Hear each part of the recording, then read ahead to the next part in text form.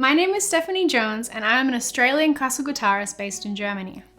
I've been playing the guitar for about 16 years and over the past few years I've had a focus on the wonderful music of South America. Sons de Carrilhões by Joao Pernambuco is a groovy little piece that is extremely popular for good reason.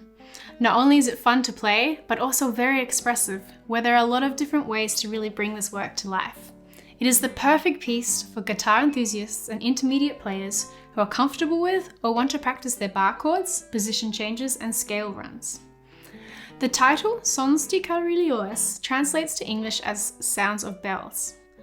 Joao Pernambuco was one of the founders of Brazilian guitar choro style, and his compositions demonstrating the central qualities of classic choro.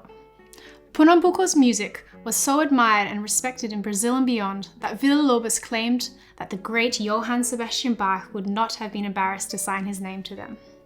We actually have Villa-Lobos to thank for exposing and sharing Pernambuco's music outside of the contemporary community of choro musicians. Like with a lot of choro music, there are of course many slightly different versions of this piece, but there are two main editions, the original and the arrangement by the famous Brazilian musician and composer Gilberto Reis. Reis's version was basically the same, apart from utilizing a straight cha-cha rhythm in the 16th notes instead of the choro da-da-da.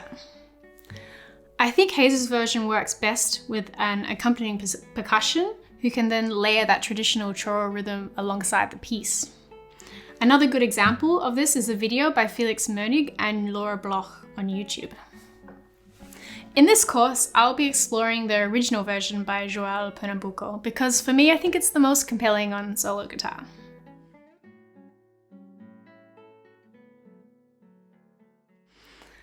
Let's first talk about these words underneath the title, machixe and choro. The choro is a big part of the cultural identity of Brazil and is characterized with the rhythmical figure 16th, 8th, 16th note. Or I can sing it again. This is the beat. Da da da. Da da da da da da da da da. That sort of rhythm. Da da da. Despite the direct translation of choro being to cry, it is generally has an upbeat and cheerful rhythm. It is definitely a very motivated and expressive style of music.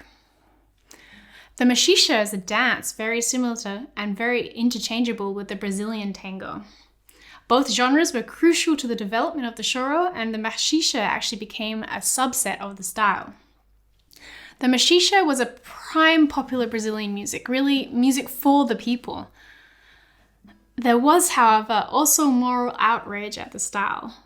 People were apparently dancing too close together for this music, and upper classes thought the style was so vulgar that they insisted the police close down these dance halls and gatherings. Anyway, some of the musical characteristics of the genre include a 2/4 time signature that should be played at a lively fast tempo with a laid-back groove. The machixe also features particular structures and harmonies of the polka, intertwined with a syncopated Afro-Atlantic rhythm referred to as the tresillo. I'll talk about the tresillo pattern in my milonga video, but just quickly, it is a habanera rhythm that ties the two middle notes.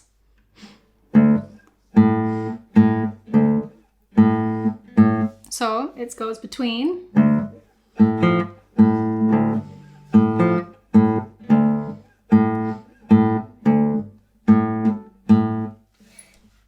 the machixe, more than the Brazilian tango, also generally includes the other 16th notes as well as the accented ones.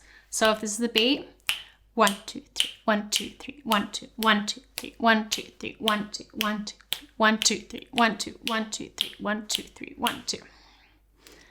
The highly popular 8-pulse pattern of Brazil is typical of this popular music and is clearly found in Sons de Carrilhões. This rhythmical pattern can be directly traced from the Bantu tribes of West Africa, and it's called 8-pulse because of the 1, 2, 3, 1, 2, 3, 1, 2, 1, 2, 3, 4, 5, 6, 7, 8, 1, 2, 3, 4, 5, 6, 7, 8. So there's 8 notes there. But generally what you feel and see written is only 5 of these notes. And the voice pattern includes that choro rhythm and can be heard as 3, 4, 1, 2, 1, 2, 1, 1, 2, 1, 2, 1, 1, 2, 1, 2, 1, 1, 2, 4, 5, 7, 1, 2, 4, 5, 7, 1, 2, 4, 5, 7. The other 3 notes are the silent spaces. So let me demonstrate. The voiced will be in my right hand and the unvoiced in my left, and I'll put a metronome on for the beat. A bit slower.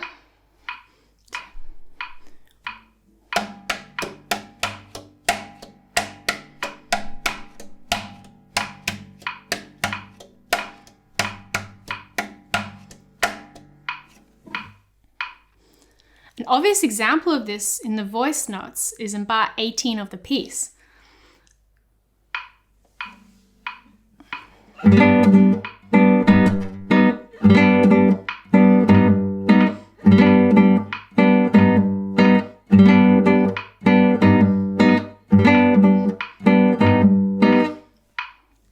But it's something to consider for the groove of the whole piece and not just this bar.